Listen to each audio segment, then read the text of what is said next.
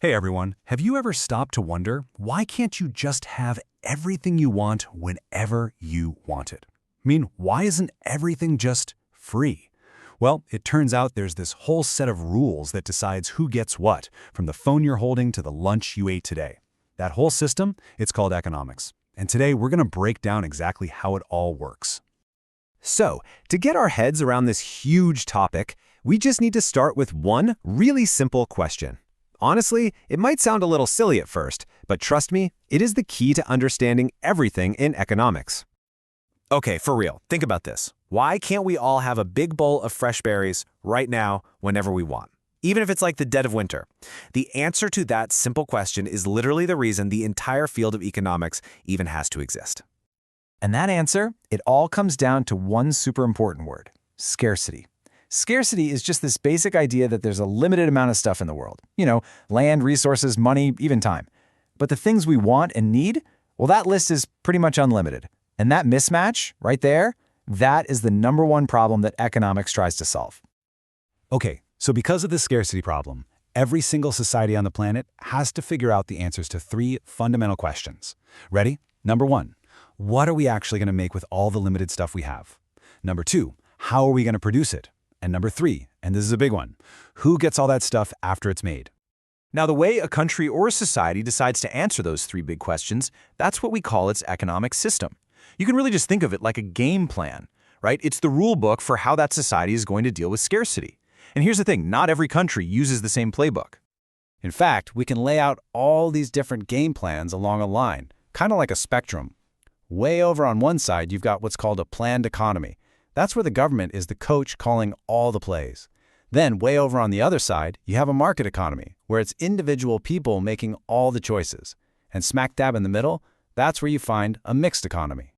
So what's the biggest factor that decides where a country falls on this line? It really all boils down to one thing: ownership. Is stuff publicly owned, meaning the government controls it and it's paid for by everyone through taxes? Or is it privately owned, where it's controlled by individual people and businesses? Okay, I know this can all sound a bit abstract, so let's make it real. We're going to look at two countries you definitely know, our neighbors, Canada and the United States. What a country believes in, its core values, has a huge impact on its economy. So let's take Canada. Its whole founding principle is about peace, order, and good government. Because of that focus on cooperation and making sure things are orderly, Canadians generally expect the government to get involved in the economy to make sure people are looked after. And that right there is exactly why Canada has what we call a mixed economy. See how it's a mix? You've got private businesses doing their thing, for sure, but you also have the government stepping in to help balance things out for everybody. It lands them pretty squarely in the middle of that spectrum we were just looking at. So what does this mixed approach actually look like in the real world? Well, one of the best examples in Canada is something called a crown corporation. Anybody ever heard of that before? It's pretty much what it sounds like. It's a company that's actually owned by the government, or the crown.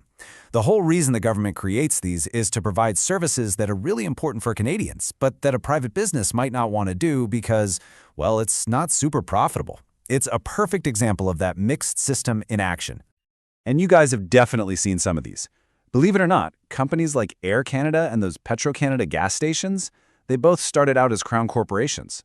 The government literally created them to make sure Canadians all across the country could fly and get gas, two things they decided were essential. That is government involvement, right there. Okay, so now let's hop across the border and look at the US. They're way closer to the market economy side of our spectrum. In their system, the economic game is really driven by the day-to-day choices of individual people and private companies. The government tends to play a much smaller role. So that raises a pretty big question, right? If the government isn't calling most of the shots, then who is? How do the choices of millions of different people just magically organize themselves to run an entire economy? Well, it's not magic. It comes down to a couple of really powerful rules. The first two forces are called supply and demand. You've probably heard these words before. Supply is just how much of something is out there for sale, and demand is how much people actually want to buy it. Think of it like a constant tug of war. The balance between those two forces is what decides the price of pretty much everything. And the other huge force is competition. Just think about it. Next time you're at the mall or even just scrolling online, look at how many different stores are all trying to sell you, say, a new pair of sneakers. They are all competing for your money. And that competition, it's actually a really good thing for us, the consumers, because it pushes businesses to make better stuff, give us more variety, and maybe even lower their prices just to get our attention. All right, we have covered a ton of ground here, but it really just boils down to a few key ideas. So let's do a super quick review of the main things you gotta know. First up, scarcity. That's the basic problem, right? Limited stuff, unlimited wants. Second, economic systems. They're just the different game plans societies use to deal with scarcity. Third, remember, Canada has a mixed economy, a blend of government and individual choices. And the US leans more towards a market economy, which is mostly driven by individuals. And finally, those market economies run on the powerful forces of supply, demand, and competition.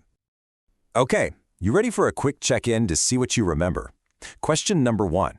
What do we call that fundamental economic problem of having limited resources but unlimited wants? Think about it for a sec. If you're thinking scarcity, you are absolutely right. And last question for today. A system where it's mainly private businesses and individual shoppers making the big economic decisions is called a what? That would be a market economy. Awesome job, everyone.